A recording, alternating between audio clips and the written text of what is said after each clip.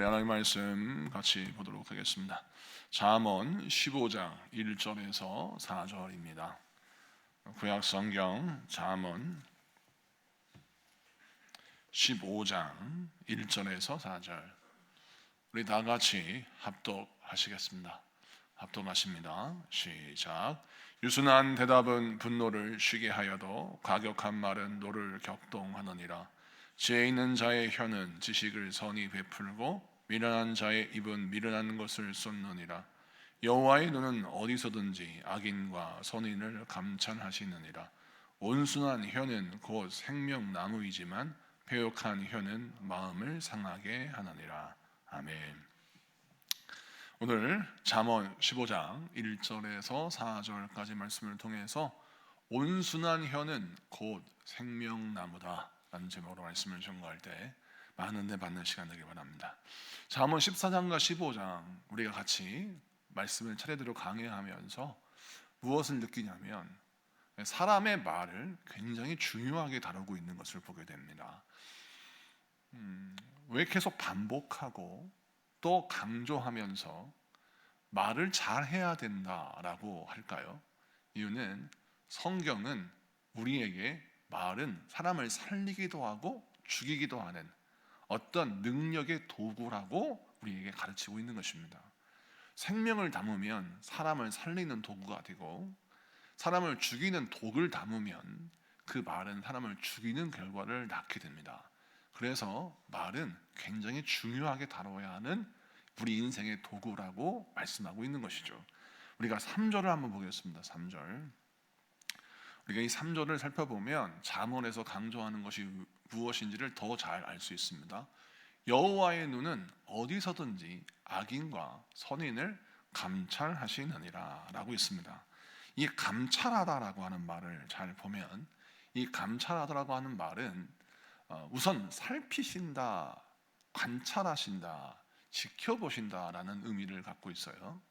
자, 그런데 하나님께서 악인만 감찰하시는 것이 아닙니다. 선인도 감찰하십니다. 우리가 이 말씀을 여러 각도에서 말씀을 바라봐야 되는데 문맥을 보면 1절부터 4절 그 이후에도 마찬가지지만 문맥이 계속해서 올바른 말을 하는 방법을 설명하면서 중간에 3절이 딱 끼어 있어요. 그래서 이 문맥을 통해서 이 말씀을 헤아려 보면 하나님은 아무리 선인이라 할지라도 또 악한 사람이라 할지라도 그 사람의 말을 지켜보신다는 것입니다. 이는 무엇이냐? 선인이라고 해서 착하고 근면하고 성실한 사람이라고 해서 다 지혜로운 말을 하는 것이 아니라는 것이죠. 또 악한 사람이라고 해서 그 사람이 무조건 사람을 죽이는 말만 하는 것이 아님을 설명하고 있습니다. 우리 하나님께서 우리의 말과 행동을 지켜보실 때에는 악한 사람은 언제 악을 행할지 모르니까 그 사람만 지켜보고 선한 사람은 원래가 선한 사람이니까 그냥 지켜보지 않고 방치하는 것이 아니라 선한 사람이든 악한 사람이든 그 사람이 어떤 말을 하는지 지켜보신다는 것이죠. 그만큼 선한 사람에게도 의로운 사람에게도 말을 어떻게 하는지, 어떤 말을 사용하는지, 어떻게 그 말을 쓰는지 우리 하나님은 지켜보신다라는 것입니다. 그래서 잠언 14장, 15장에서 강조하는 바 선한 사람이든 악한 사람이든 말을 잘 사용해야 된다. 이것을 강조하는 것이 오늘 말씀의 핵심인 것입니다. 자, 그러면 말을 잘 사용해야 하는데 잠언 15장 1절 말씀 보니까 어떤 예시를 들어서 우리에게 설명합니다. 1절 한번 볼까요? 1절을 보면 유순한 대답은 분노를 쉬게 하여도 과격한 말은 노를 격동하느니라. 아멘. 여기에서 뒤부터 해석할게요. 과격한 말은 노를 격동한다. 딱 말씀을 읽으면 이해가 되죠. 과격한 말, 거친 말, 사람을 분노를 일으키는 말, 이런 말을 들으면 화가 나는 것이 당연한 겁니다. 우리로 하여금 분노를 격동하게 하는 과격한 말을 있다라는 거예요. 그런 말을 들으면 화가 나죠. 그런데 앞에 부분이 문제예요. 유순한 대답은 이라고 했습니다. 원래 흐름을 보면 유순한 말은 분노를 쉬게 하여도 과격한 말은 또를 격동한다. 이렇게 하는 게 라임이 맞는데 여기에 대답이라고 하는 말이 딱 등장하는 것입니다. 이 말씀이 강조한 바가 뭐냐면, 자, 뒤에 말씀과 연결시켜 보니까 우리로 하여금 격동하게 하는 말을 우리가 세상에서 듣습니다. 가정에서 듣습니다. 그렇지 않습니까? 우리로 하여금 화나게 할 수밖에 없는, 우리가 화를 낼 수밖에 없는 말들을 세상이나 가정이나 인생 가운데 듣습니다. 그런데 이것은 일반적인 상황입니다. 당신 나를 왜 화나게 합니까? 당신 왜 나를 짜증나게 합니까? 당신 왜 나를 왜 불쾌하게 만들고 나를 하여금 수치심을 느끼게 합니까? 라고 항변하여도 그 사람들은 자기가 하고 싶은 말을 합니다. 특별히 고객과 손님, 상사와 그 부하 직원, 이런 관계 속에서 갑과 을의 어떤 위치가 생기면 어김없이 분노케 하는 말이 서로 주고받게 되는 것이죠. 이것이 우리 인생사에 어쩔 수 없는 상황입니다. 그런데 거기에 대한 대답이 있어요. 유순한 대답이라고 했습니다. 유순한이라고 하는 것은 원래 이 국어적인 뜻은 온유하고 부드러움이란 뜻이에요. 온유하고 부드러운 말은, 대답은 분노를 쉬게 한다라고 합니다. 여기에 강조점이 뭐냐면, 사람이 나를 분노하게 했을 때 유순한 대답을 준비하라는 것입니다.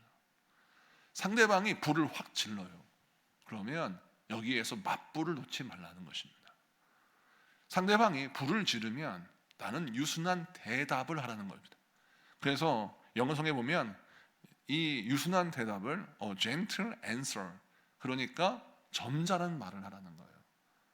유순한 말을 하다, 대답을 하라는 거예요. 그러니까 상대방이 이성을 잃고 막 격동하게 하는 말을 하고 부르르 떨면서 막 흥분할 때, 그때 우리는 뭘 준비해야 되냐면 gentle answer, 점잖은 말을 더 준비하고 유순한 대답을 준비하고 상대방의 감정의 흐름에 끌려가지 말고 나의 템포와 나의 수준에 따라서 대답을 하라는 겁니다. 할렐루야. 이게 굉장히 중요합니다. 제가 많은 목회자들에게, 후배들에게 이걸 가르칩니다. 우리가 전도를 하다 보면 많은 사람들이 교회를 업신여기고 또 예수님, 또 하나님에 대해서 만홀히 여기는 말을 하게 됩니다. 그러면 처음 목회를 시작하는 목회자들은 거기에서 격동합니다.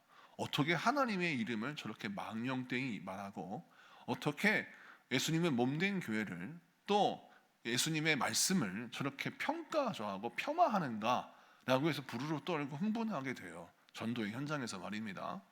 그럴 때 항상 필요한 것은 무엇이냐면, 격동하게 하는 말을 들으면 우리는 유순한 대답을 준비해야 한다는 것입니다. 분노의 복음을 담으면 그 복음은 상대방을 구원시킬 수 있는 능력을 잃어버릴 수 있다는 거예요. 그래서 우리가 유순한 대답을 준비하고 있어야 하는 것입니다. 격동하게 하는 말은 막을 수 없으나 유순한 대답은 가질 수 있다는 것입니다. 할렐루야. 그러므로 저와 여러분 어떻게 신앙생활을 해야 되느냐? 하나님, 내가 항상 유순한 대답을 가지고 있게 하여 주옵소서.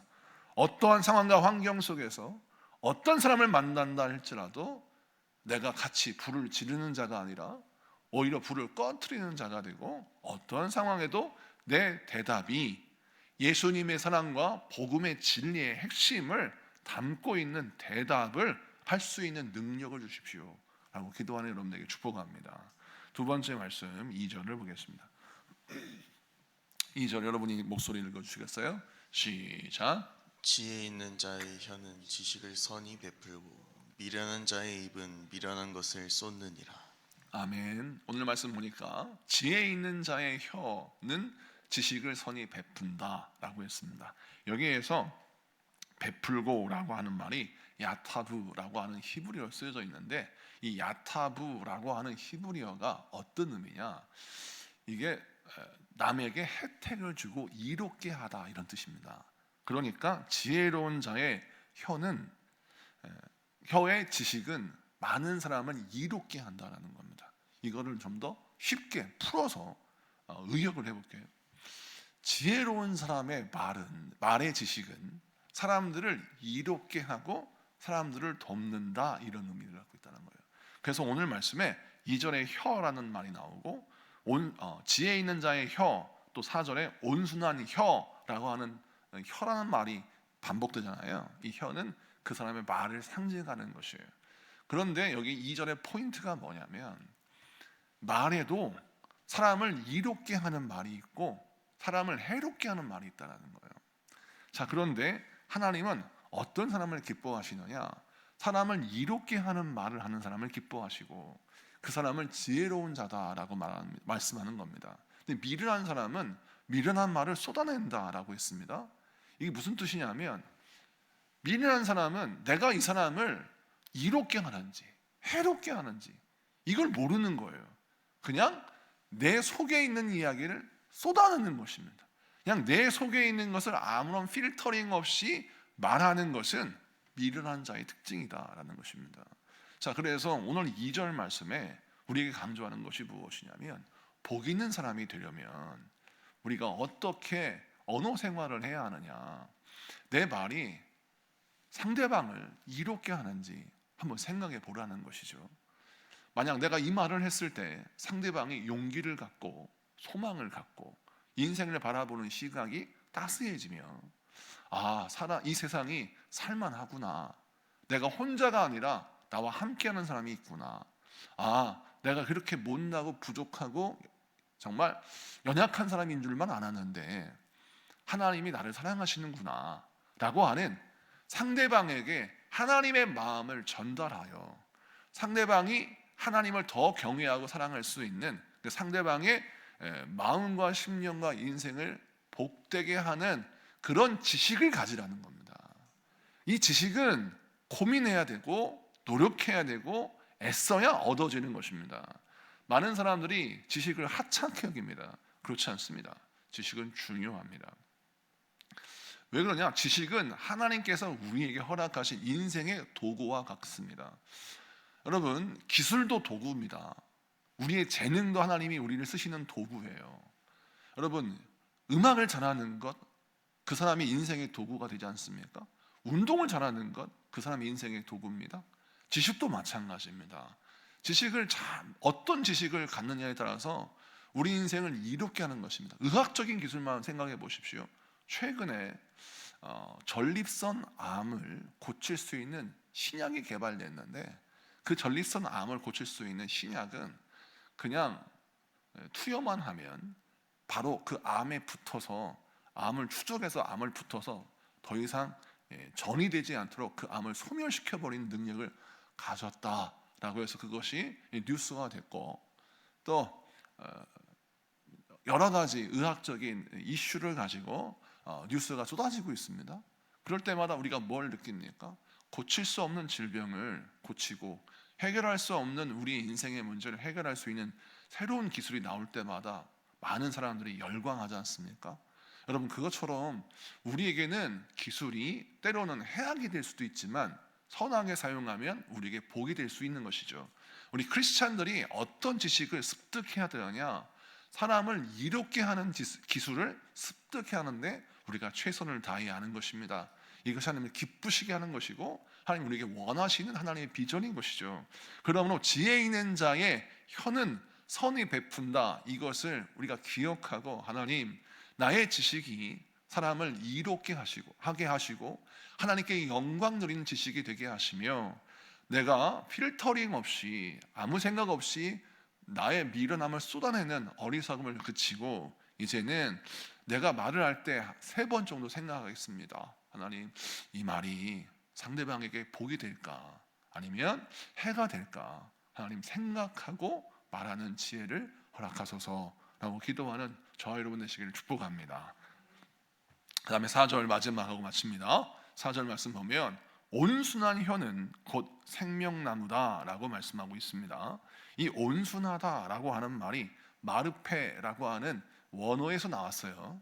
이 온순한이라고 하는 국어적인 의미는 무엇이냐면 국어사전에서는 그냥 성격적으로 유순하고 또 온화하다라고 하는 의미로 이제 사용하는데 국어사전적인 의미는 그렇습니다. 그런데 이 마르페라고 하는 단어는 이중적인 의미를 갖고 있어요.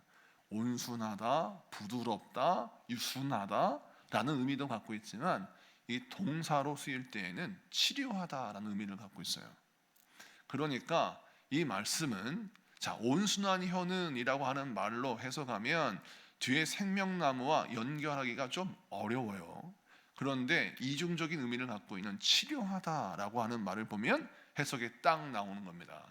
생명나무는 신약 성경에 예수 그리스도를 상징하는 말씀입니다.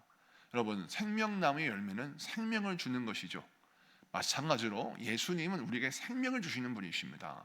잠언에서 생명나무다라고 하는 건 첫 번째는 에덴 동산의 생명나무를 상징하는 것이고, 두 번째는 신약 성경에서 우리에게 생명으로 오신, 우리의 구원과 생명으로 오시고 빛으로 오신 예수님을 상징하는 말로, 예수님을 예표하는 말로 이해를 하는 것입니다.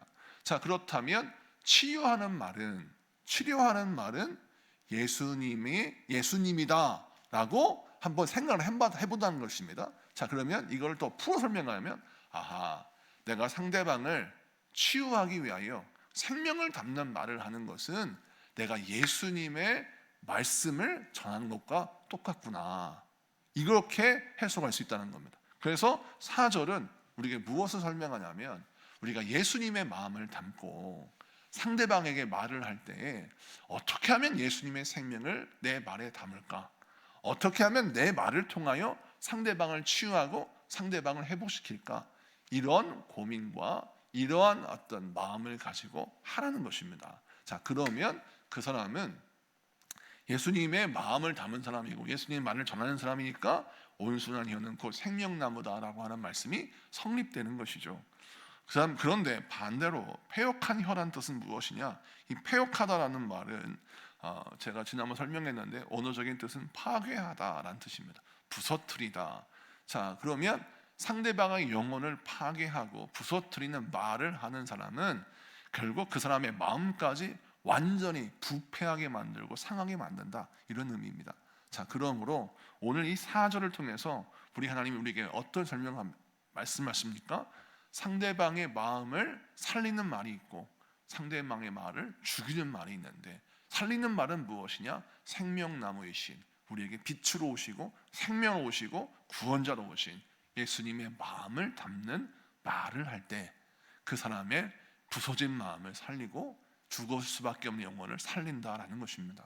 여러분, 이 말씀을 통해서 저와 여러분이 어떤 결단을 해야 합니까? 하나님, 내가 항상 예수님의 마음이 어떠한지를 분별히 알아서, 예수님이라면 지금 어떻게 하실까? 예수님께서 나를 통해서 어떤 말을 하길 원하실까? 이거를 같이 고민하는 여러분 되길 축복합니다. 인생 살다 보면 이렇게 살기가 쉽지 않죠. 그래서 저도 말에 실수가 있고 우리 모두가 말에 여러 가지 실수를 하게 됩니다. 그럴 때마다 우리는 잠언의 말씀을 묵상하고 특별히 15절의 말씀을 묵상하면서 날마다 나의 입술을, 나의 혀를 하나님의 말씀으로, 예수님의 마음으로 고삐를 채워야 합니다.